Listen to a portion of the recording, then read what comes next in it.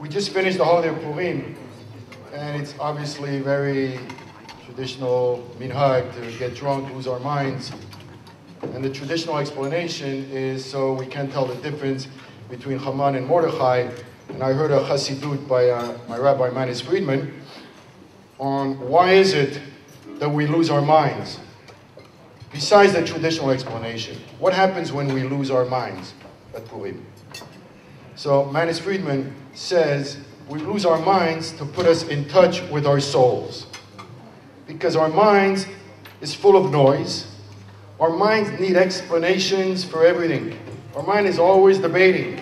Is this right? And why is it right? Is this wrong? And why is it wrong? But the soul needs no explanation and it needs no debate. The soul is the peace of God. Our godliness inside. That's why you don't see the name of God in the Megillah, to remind us that the godliness is inside. And I've always loved that idea because it reminds us that there's something so powerful inside of us that has the instinctive knowledge of what's right and what's wrong. And the man I'm honoring tonight, that I've been asked to introduce, is someone who really is in touch with his soul. And in that soul, it's a soul that says, what do you need? It's a soul that loves life more than anyone I know. I met Stanley Black 12 years ago, and you know, he was a legend, he still is a legend. I was a little intimidated, so I think somebody took me to Nibblers or something on Sunday morning, got to meet Stanley Black. Canners, Nibblers, Friars Club, all kinds of places. So, Mr. Black, very nice to meet you, how are you? He said, where are you going next week? Where are you going next week? I said, well, I'm going to Amsterdam with my daughters for a vacation. You got to meet this guy. He's an artist. Takes out a pen, gives me an address. Next thing you know, I'm in Amsterdam, meeting a friend of Stanley Black's. I've just met him for 30 seconds. Okay, so I come back. Stanley, how are you? What are you doing Friday? I don't know. Come to Friars Club. I go to Friars Club. And after Friars Club, he says, what are you doing on Sunday? You tell me. Come to Cantor's. 9 o'clock. We'll have a good time. Just come to Cantor's. So I go to Cantor's. I said, well, come to my office next week. You know, we live in a city where everybody loves to say, let's do lunch, right? How often do you say, let's do lunch, and you don't really mean it? But when Stanley says, let's do lunch, he doesn't just say, let's do lunch. He gives you the name of the place, the address, and exactly what time you have to be there. And when you get there, he orders the dish for you. So Stanley is not just someone who loves life. He's someone who wants to make sure that you love life. And this is the thing that I've had with Stanley for a long, long time. I could sit here and give you the list of 100 organizations that he's helped over the years.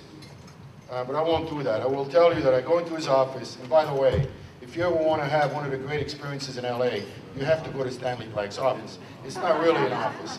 It's a playground. He's, first of all, photographed with every great leader of the 20th century. And he's got these little red books. Has anybody seen the red books? I don't know. We have no idea where he gets these red books from. But there was one thing he said. I never told him this. But there was a thing in there that I ended up using in my ad agency. And if I could think of it, it was something of when things are going good is when you should start to really do well. Like in the end, like don't bask on your laurels. And that became the theme of Suissa Miller, worry only when times are good. And I've never told you this, Stanley, but there was one thing in that red book that helped my agency for many, many years. It helped us take nothing for granted. So he's got all these like good things inside of him. And part of loving life, part of being in touch with your soul, is really making dreams and turning them into action. We live in a place where everybody's got an inspiration and everybody's got an idea. But how many of these ideas actually ever get done? A few weeks ago, we ended up a parsha by saying, Na'aseh v'nishma. We did and then we listened. And right away, the first thing after that he said, the next parsha is God asked for some offerings to build a Mishkan. Immediately after the moment of inspiration that we had at Sinai, the very first thing was a reminder that we have to bring an offering. That's because in the Jewish tradition, an inspiration is never enough. We are nothing without the doers and the builders. and Stanley Black is one of the great doers and builders of Los Angeles.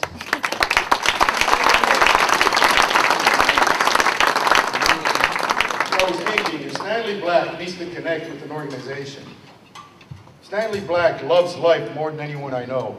Is there ever a better organization that's got life in its very name? So I was thinking, I've been thinking of this for a few weeks, because how would I connect Stanley with Schwartzy? Two legends in their own right. And the only thing I can think of that's really, for me, deeply organic is, first of all, Stanley talks about doing lunch, and Schwartzy talks about doing Shabbos. So then he says, I'll see you for lunch, and Schwartzy says, I'll see you for Shabbos. But it's remarkable, it's extraordinary how much their lives have been parallel, because they both go everywhere. And in the same way that Stanley's heart has gone everywhere, Schwartzy's heart has gone everywhere. Sometimes I dream of seeing Stanley Black in the White House.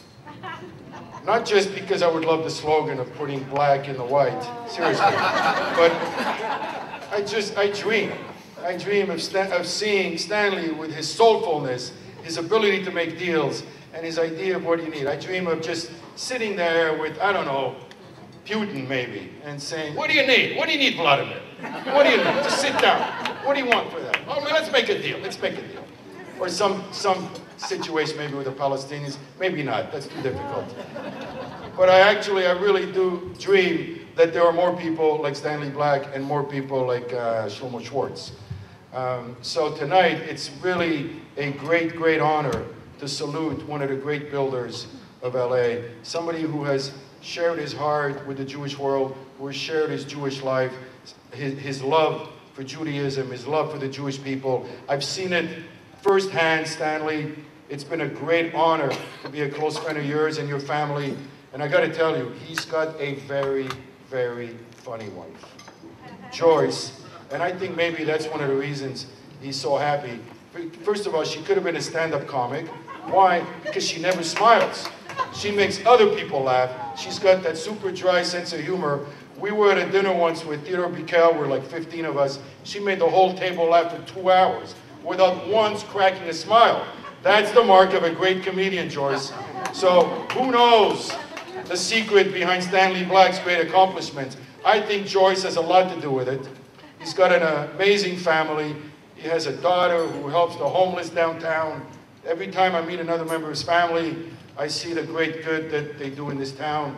He's got friends like Max Webb. You can see all the people that have loved Stanley Black over the years. It's really a remarkable and extraordinary honor for me to come up with these two great names, Stanley Black, Schwartzy's family with Mendy and Olivia, and all the good that they've done. By the way, this is a 25th year anniversary. This is not just any ordinary night for the High Center. This is 25 years of spreading Jewish love throughout Los Angeles. So it's really a very special night, and I'm deeply honored to present the Great Chesed Award to my friend and the great builder of Los Angeles, Stanley Black.